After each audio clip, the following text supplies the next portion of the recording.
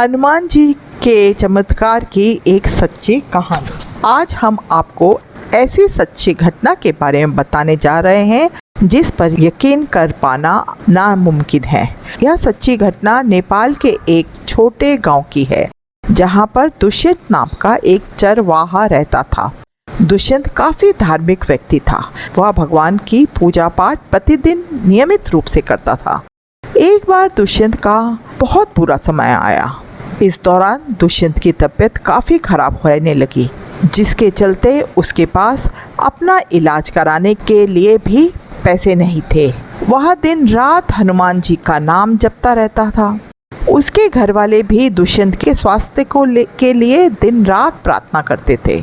एक बार दुष्यंत की तबीयत ज़्यादा खराब हो गई, जिसकी वजह से उसके घर वालों ने उसे अस्पताल में भर्ती करवा दिया। फिर डॉक्टर्स ने बताया कि दुष्यंत कैंसर का मरीज है, इसके पास ज़्यादा समय नहीं है, इसको बचाना मुश्किल है। फिर घर वालों ने दुष्यंत को कुछ भी ना बताकर दूसरे अस्पताल में ले गए। वहाँ भी दुष्यंत को लेकर डॉक्टर्स ने यही बताया। धीरे धीरे दुष्यंत की हालत बेहद ख़राब होती जा रही थी। हालत ये हो गई थी कि दुष्यंत को सांस लेने में दिक्कत होने लगी थी। दुष्यंत ने बजरंगबली का नाम लिया और विनती की कि हे प्रभु, मुझे इस धरती से उठाने से पहले आप अपने दर्शन दो। मैं जानता हूँ कि मैं बच नहीं पाऊंगा। तभी वहाँ पर हनुमान जी प्रकट हुए और बोले, बेटा, तूने आज तक मुझसे पूजा पाठ करते समय कभी कुछ नहीं मांगा। बता, तेरी आखिरी इच्छा क्या है? मैं तेरी यह आखिरी इच्छा जरूर पूरी करूँगा। दुष्यंत ने कहा, हे प्रभु, यदि आप मुझे कुछ देना ही चाहते हो तो जीवन दान दे दो। मैं अपने परिवार के लिए वह सब कुछ कर जाऊं ताकि वो मेरे जाने के बाद किसी भी तरह की कमी महसूस ना करें।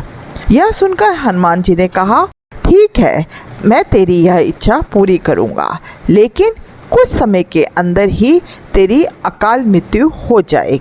उससे पहले तू अपने जीवन के सभी लक्ष्यों को पूरा कर ले। यह कह के हनुमान जी ने दुष्यंत के सिर पर हाथ फेरा, जिसके बाद दुष्यंत बेहोश हो गया और हनुमान जी वहां से गायब हो गए। कुछ ही देर में डॉक्टर्स ने दुष्यंत को मृत घोषित कर दिया।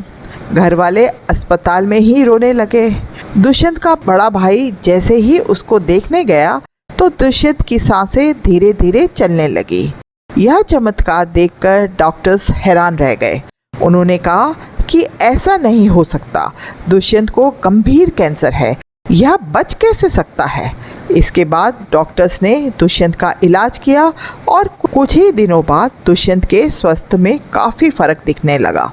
दुष्यंत बहुत जल्दी ठीक होने लगा।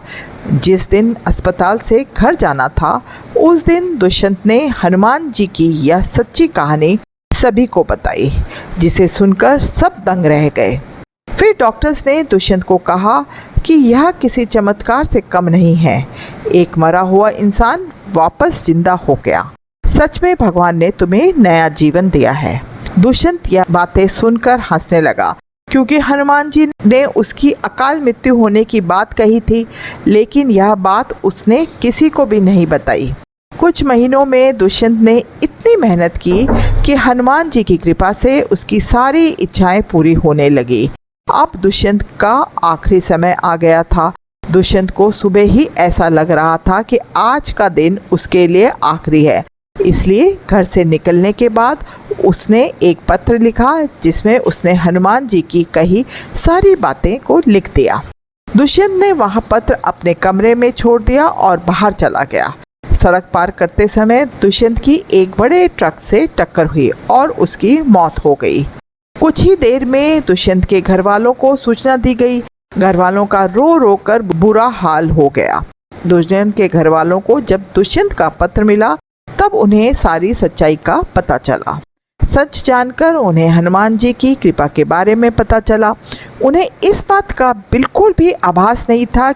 उन्होंने मन ही मन में हनुमान जी को इस कृपा के लिए धन्यवाद किया। धीरे धीरे दुष्यंत के परिवार वालों के दिन सुधरने लगे और वह खुशहाली के साथ जीवन व्यतीत करने लगे।